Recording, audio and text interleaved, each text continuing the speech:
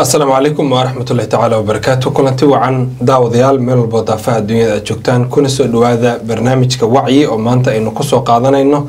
arrimo muhiima kuna aadan kuna saabsan cudurrada ku dhaco dhimirka waxaan ku faraxsanahay inay laba dhakhtar oo Soomaaliyeed nala joogan barnaamijka nagala qayb qaadanayaan su'aalana aan weydiinayno xiriirka ka dhaxeeya muxuu yahay marka cudurrada dhimirka laga hadlayo jinniga cudurradiisa dadka ku dhaco iyo sidoo kale cudurrada caadiga ah ee dhimir ahaan dadka ku dhaco waxaynu ku faraxsanahay Dr. Cabaas Maxamed Jaamac iyo sidoo kale Dr. Axmed Kaariye inay barnaamijka nagala qayb qaadanayaan soo dhawaada khadiirta ugu horeyntii waxaan jeclaan lahaa in badan oo dadka kamida su'aalaha ay isweydiinayaan waxaa kamida midalan marka laga hadlayo cudurrada dhimirka dhakhaatiir ahaan maxaa ka aaminsan tihiin cudurrada dadka ku dhaca dhinaca gabdhaha ha u badnaado jinniga ah ee dadku cilaajka u tagaan maalmahan cilaajkii uu batay meelo badan ba wadaado badan furteen meelaha qaar markaad marayso waad maqlaysaa oo qeys saxaratu saajidiina oo aad loogu akhrinayo dadka midalan idinkana waxaad tihiin dhakhaatiir Soomaaliyeed oo cudurrada dhimirka ku takhasusay kuna lana tacaamula dadka maxaa ka aaminsan tihiin ugu horeyntii jinniga dadka ku dhaco Dr. Cabaas ku bilaabay okay bismillaahir rahmaanir rahiim aad iyo aad u mahadsantahay runtii waa su'aal waxa ani ahaan ama takhaatiirta hab ay soo maraan habkaas oo ah in wax laga baro cilmiga maskaxda cilmiga dhimirka marka waxna waa culture waxna waa wax cilmiyeysan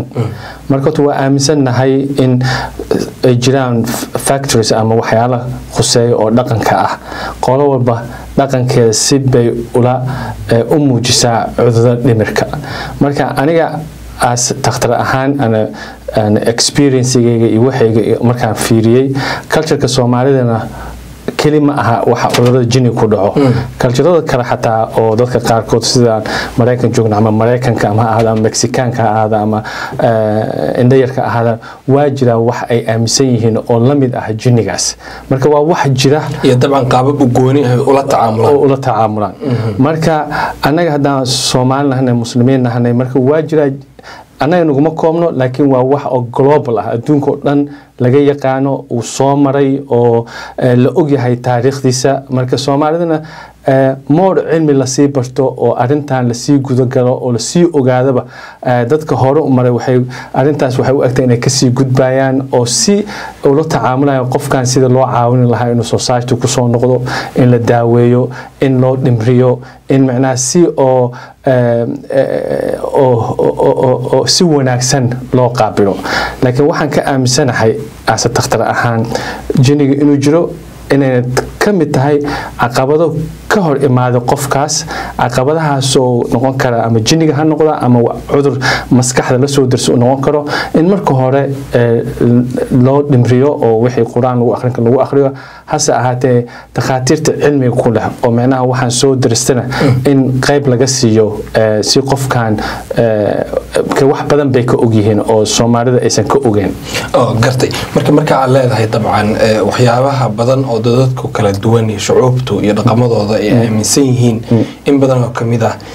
hadda waxay u egtaa in laga sii gudbaayo waxaad ka wadaa dabcan sida ay u daaweeyaan oo ula tacaamulaan oo midalan dhaqan ahaan waxa ay suubiyaan sida Soomaalida waxyaabo badan waxa jiro ay suubin jireen sida mingiska iyo waxyaalo la shuushuumin jiray iyo qiiqaqaba fooxa la suubiyo iyo wax badan oo si markii loo fiican aan quraan ahayn marka taas way ka duwan tahay dabcan quraan qofka la saaro laakiin dhaqanka goonida ah sida qaabka dareen loola tacaamula ka wadaa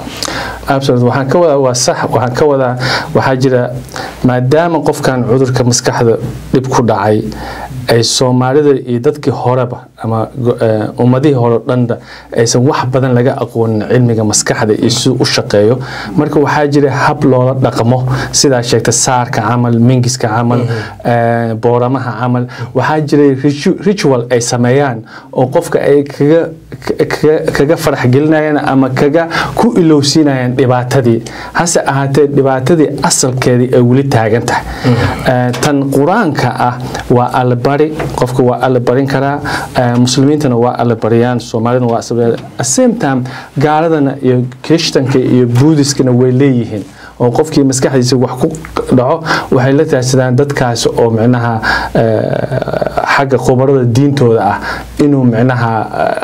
وعلى بريو مركز تاس كلام بدنا نحن يس مثلا هذا كنيسة قاردات في السبب كاثوليك waxay ku akhriyaan oo suubiyaana jiro taasoo keenaysa in ay hadlo qofkii oo xataa wax ka dhaxadlo sida caadi marka quraanka lagu akhrinayo oo dhaxadlo oo مثلا waxaas aan halkaas ka soo raacay noocaas jira marka dabcan waan dareemayaa waxa ka hadlaysa inay jiraan in balse waxa la isweydiin karaa Dr. Kaariye tan ku weydiiyo cuduradaas dhimirka ee la daaweeyo qaabka u kala baxaan waxay yihiin waan u imaan doonaa balse sidee idinka ula tacaamushaan markii qof xanuunsan idinkeena see u daaweysaan ma santahay maxamuud su'aal fiican waaye inta Dr. Cabaas soo sheegay mar la ku noqon waxyaalaha horta marka horeba waa soo sheegay nidaamka loo daweeyay jiray markii hore cilmi lama gaarsiisan heer muxuu ahaa qofka loo daweeyo waxa kaliya markaas available ka ahaa ee dadka lagu daweyn jiray nidaamyadaas ay ahaayeen marka waxaa la arkay markii dadkii cilmiga neurology ama psychiatriga marka hore sameynayay marka hore waxay asaga asaas u ahaaba dhimirka in la ogaado jinkan wuxuu yahay isweydiiyo moogtahay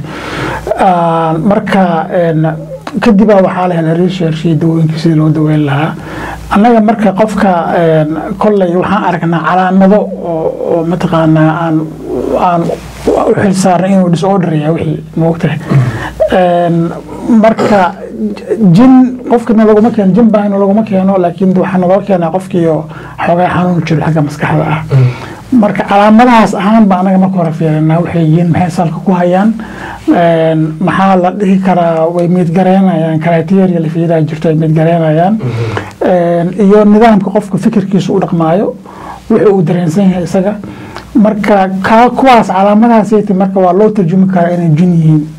inta badan dadka Soomaalida iyo community-yaasha kale u tarjumaan inay jin yihiin anaga laakiin waxaan u aragnaa inay yihiin marka hore muxuu ahaa shay calaamad dhimirka xanuun ah لكن dhimirka marka jinniga marka laga hadlayo waa dhimir cuduradiisa marka laga hadlayo sida aad sheegtay dhaqaatiirta si xufeeriyaan waa dhimir wax xuduud u dhaxay ma jiraan wallahi hadii kollay inta badana xuduud ba annaga haddaan muslim nahay waana loo sheegay oo in diinteena waa noo sheegtay quraanka waa noo sheegay inuu diin jiro annaga qofka hadduu muslim yahay wuu fahamsan yahay xuduudka u dhexeeya laakiin dee hadda cilmiga hadda la bartay waxaan dhahaynaa waxa weeyaan waa psychosis wax loo yaqaano calaamadaha inta badanaana ma kala lahan xuduudo oo muxuu ahaaye symptomology-ga marka la fiirinayo isku mid ay ka noqonayaan qofka siduu dareemayo qaybna way shabahayaan qayb waxaa jira active ah oo markiiba arkaysid inuu qofkan uu yahay muxuu ahaaye sheegeen inuu psychosis-ka kale uu qabo gartay waan ku soo noqonayaa Dr. Jaamac cudurada dhimirka marka la fiiriyo waxa uu waaweyn labo maxay kala yihiin runtii saa u sheegtay cudur dhimirku waa fara badan yihiin wax badan baa laga ogaaday laakiin marka qaarkood waxaa loo kala qaybayaa laba main category laba waaweyn ayaa loo qaybayaa saa u sheegtay midna waxaa waalida weyn midna waxay dhahaan waalida yar camal af Soomaalidan ku sheego haddaan ku sheega af Ingiriiska camal psychosis-ka iyo waxaa waa depression-ka marka depression-ka wuxuu kala qaybsanayaa mid la dhahay bipolar depression iyo uni depression waxaa soo raacaya marka depression-ka badanaa waxaa ku hoos gala oo qaybo kale ka mid ah anxiety-ga ka mid ah waxaa kaloo marka qaas soo raaca waxa la dhahayo substance abuse-ka marka usually su'aasha ahayd macnaha oo Dr. Axmed uu ka jawaabo ahayd seel uu kala garanaa anaga badanaa waxaan qof marka noo keena calaamadihii uu Dr. Axmed sheega ayaan arkaynaa qofka ama anxiety qaba ama depression ama psychosis oo laakiin qofka laguma dhahay jinni uu qaba marka haddii aan sameyno xuduud ah jinni iyo macnaha waali marka qaarkood way iskori karaan oo macnaha hadba sida wax loo yaqaan dadka Soomaalida ah qofka markuu wareero ama uu ay si kabali oladii biyaha isku daro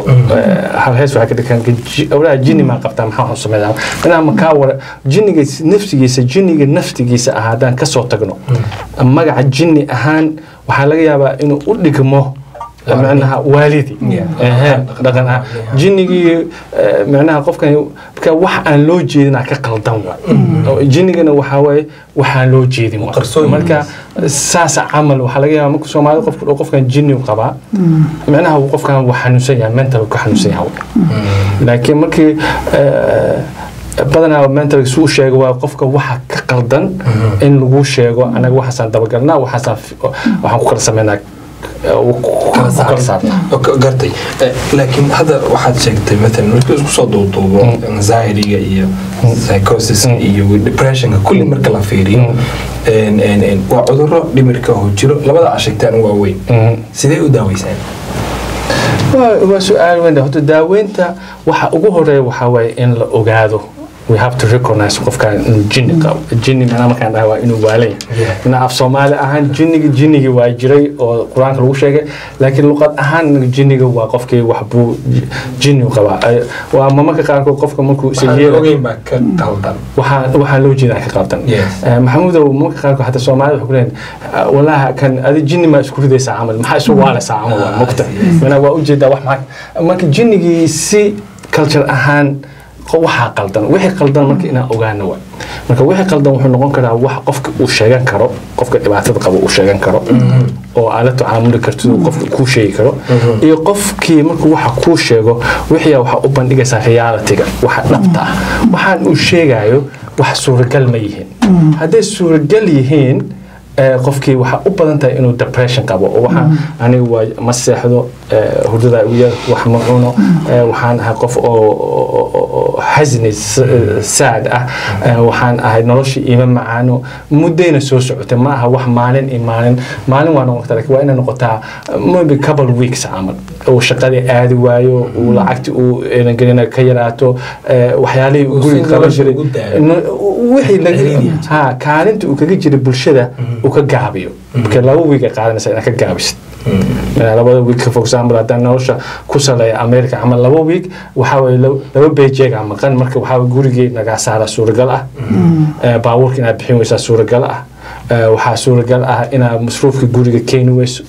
waxyaalo badan haddaan shaqeynaysa haddaan iskuul aadaysan laba week hadda meesha ka maqantaa grade-ka hoos u dhacay isee marka waxa meesha bulshada waxa baranaysay ama waa shaqaale ahayd laba week ka gaabisay wixii ina iskoray marka taas markay dhacdo qofka stress ku sii badanaya ilaa heer uu gaaro uu fahmo inuu rajo lahayn uu marka ku fikiraan inay isdilaan kaas waxaan ahaa depression marka qaar qofku waxa uu sheeganayo wax ka qaldan isaga la weydiinaa haddii wixii uu yahay wax uu sheeganayo u bandhigto wixii dhabta oo markaas jiro aysan ka fog tahay oo meena qofkii uu dhahayo TV-ga ila hadlay Soomaaliga la soo hadlay waxyaalo badan wax baan ku riyooday saas baa socod adiga waxa wuxuu ku keenay waxa adiga u jeedin ka hadlaya hebla inta maray adiga marka fiiriso ma arkaysid hadalaa maqlaya wiil cid kale maqlaysa ma isaga baa maqlaya qofkaas waxana reality-ga macnaha dhabtii ka fog yahay maadaama uu dhabtii ka fog yahay qofkaas amal ayaa waxa qof jiraan waa qof waalan kaas Soomaalidu u naqana waalan oo macnaha kaas amal marka ismana oga waxa uu sheeganayo uu ku sheegayo kulli qof baa inta marayo qof baa daba taagan qof baa idil raba waa suuragal laakiin wixii markii la baaray isaga bay ku ekaatay oo qof kale confirm ku sameyn kara ma jiro marka taas waxaan ana qofkii paranoid delusion qaba hearing voices maqlaya auditory hallucination way visual hallucination qaba waxaan loo jeedo ka hadlaya TV-ga ila hadlaya marka qaar kood waxay noqon kartaa oo bizarre waxaan dhahno wuxuu dhigi karaa waxa igu jira chipkaas igu jira waxa igala socda homeland security-ga igala socota meesha ogaha waa la maraya diyaarada halkaas marayso anay xabadanaysa kaas waa wax suuragal waxa ugu dan marka dhoo jib igu jira iyo spaceship aan ku jira iyo diyaarada xagga maraysa anay rushaysa iyo marka kulshada maxaa anaga ma aragnay laakiin waxaan arkayn is laser daaqada waxa ay saaran bay ku leeyihiin nal camera duubayso waa suuragal suuragal haddii qofku uu yahay qof la daba taagan yahay laakiin qofkii haddii aan la daba taagnayn suuragal ma aha marka waxana waa suuragal waxana waa bizaar oo suuragal ma aha midaa ku leeyahay aniga marsh iyo adduunyo kalaan la haystaa animaba iyo bini aadam kuwa ku dhahay hataa marka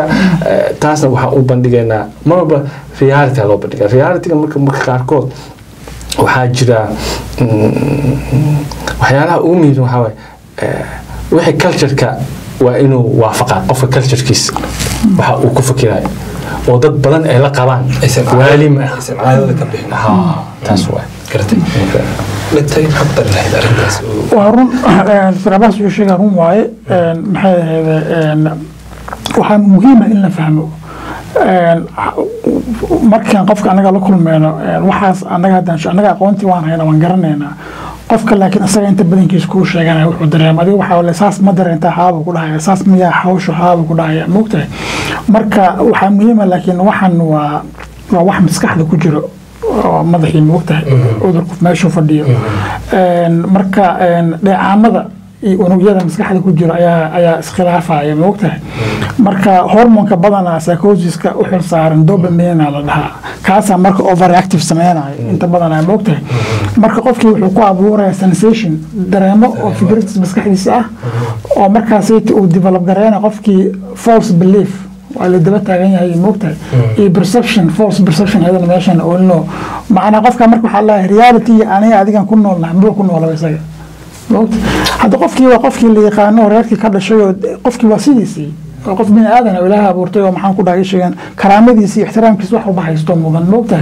لكن كلية عذر كاسيتي أيام ماشي فديه عذر كي وقفك النظام كاس كديه لكن لما أقول قفك عذر كاس لو ما ننكر إنه يه وخلط واي قفكي اللي يقانو شرفت لها كرامة لها عزيسنا إلهي عزي maxaan ku dhahay ehelkiisa iyo dadkiisa ka dhashay jooga moogta laakiin waxa weeyaan simply because maskaxda ilaahay amarkiisa si ku dhacday moogta maskaxda asaas noqoto marka مثلا dhaqaatiirta iyo dadka shacabka waxay ku kala duwan yihiin qofka dhakhtarka ah waa loo keenaa si qofkan uu la sheekaysto xaaladiisa uu u darso uu u dajiyo shacabkuna marmar way ka sasaano say u fiirinayaan si kale u fiiriyaan marmar ayaga wuxuu sheegay waxay leeyihiin wuxuu arkayaa qofka ayagoo istuujinayo waxaasi ka camal taasoo kusii kordhiso idinka dhakhaatiir ahaan qaabka u daaweysaan waxaan ka dareemayaa inay ugu muhiimsan tahay wada sheekaysi communication inaad u dejisaan oo aad arrintaas faahfaahintaas aad su-aalo weydiisaan aad u jawaabtaan aad u dhimrisaan aad u turtaan sax waaye arrintaas marka wax ma ku dari kartaa Dr. Jaamac waan siinaya sax waaye horta muhiimadu ugu weyn waxaa waaye qofka markuu ku imaanayo anaga psychotherapy markaan sameeyno qof markuu ku imaanayo marka hore qofka waa strange moogta marka qofka strange kaaniyo waxa weydiinaysa su'aalo runtii aad ma taqaana isaga khaas u ah oo deep ah oo hoos ah moogta marka u horeysa waxaa fiican inaad adiga aad sameysid macnaha meesha environment qofka ku hadli kara inay tahay oo fiiri marka ugu horeysa marka qofka oo cilmigan baranayo waxaa la baraa waxa la dhaho ruulka ugu horeeya waxaa waaye do no harm moogtahay qolooyinka surgicalka iyo maxaan ku dhahay dadka qala oo fiilka ay ku jira qaarkood iyaga do no harm waxa waaye meel kale ha qaldin meel kale mindiha qabasiin moogtahay inay keeno waxaa waaye do no harm ku xagga maskaxda mooso oo ah qofka psychological waxba u tirin taa macnaheedu marka waxaa waaye qofkii waa inuu dareensiya marka ugu horeyso inay waxaan meesha lagu wada hadlayna very confidential tahay psychological qofkii waxa uu dhimin okay tan kaliya community-yaasha badan dadkan ogeyn waxa waaye waa inay ogsoon yahay qofka marka qof sidaan kale u imaanayo waxa laga sixiyo waxa la confidentiality waxa waa information qofkaas uu noo sheego anaga cidna lama sheegaran karno qofkii u baahan inuu ogaado inuu asaga soo fasaxa wax ka soo qoraa waaye dadkeena caqabadaha ugu horreeyay waxaa waaye haddii maray doontaan caawimaadda noocan oo kale dawada ama psychology ama psychiatrist aadayaan waa lagu ogsoon yahay moogta innaga laakiin waxaa waaye marka ugu horeysa mas-uuliyaddanada waxay tahay inuu qofka ogsoon yahay waxaan laga sheekeynayo very private inay yihiin qofka marka waa inaa marka isbarataan horta marka hore moogtahay oo aad xiriirkiin kalsooni kaa dareemo marka waxaa lahaa therapeutic alliance lahaa marka ugu horeyso waxaan kelmadahan badan af Soomaaliya دكتورك ويجي قارئ مدن أو ملالا موته أنت بدن أنا ما قبنا لكن أساسنا كم كلا سمعنا وأنا تربيوت كاتاي ميت كل شؤون لا أنا تهي بالمنطقة أنا أو تراستي إنه جرم موته سوق قف كسيف عن قوة رمو قف كمركز وأنا هذه مسؤول كسر وحاول environment كتاميت أو warm welcoming سودوين في عنله مرنا أسألك تو أسأل إن عيسى قف جرو أسأل لا جرو حطوا أركضات كان إني كسر ما يدي واحد كليه ولقى وحاول أنا قدرت كان علمي لقى قار وحاول قف واحد جرو حل الله منطقة unconditional positive regard وحلها يجتي أصلا وحلو ما قرناه وحاول قفك وأنا باللي في جراسنتها وأمسنتها وحكوش شيء ونكون سبورت جراسة أنا سود ويساوي سوسيتي عن قوة وشروط عنا taageertay magaciisa oo aad la jirto waxaan su'aasha u weydiinayaa Dr. Jaamac waxay tahay u muhiimsan idinka saa ula dhaqantaan waa si positive soo sheegay positive-kaas qofka markuu arko wuxuu dareemayaa kalsooni si shacabkan dhageysanaya laftirkooda intaan dhakhtarka la soo gaarin ay uga faa'iidaan saa ula dhaqmaysaan oo wada hadalka iyo communication-ka quruxda badan iyo qofka wax fiican inaad ka sheegto inaad maqashiisaan baan rabay waxay faahfaahin ku darto وعشان أحمد نواشة جاي مهمة وحواي محمود قفك ما دام مسكح لجحيو معها إنه دم يهاي أقل لهن وحياة بدن الله صعدة معناها قفك هدو عليه هاي استيل عقل جيسي يو وحاجة وحولي هاي وأركي هذا كسر أتريد كرنايا ما نرجع على استرونتي قفك وحيجعلني قفك توس إنه قفك وبشيء وحيجعلني رونتي إنه لا شيء مال هدي اللي جينا ماشي سان أصعدنا داوين بأصعدها هبل نكون جينا لكن إن قفك لسه واحد أنت لا سو شيء أو ماشي لوسو كذي أرينكال أنت لا شاب بعدي إنه أو تختار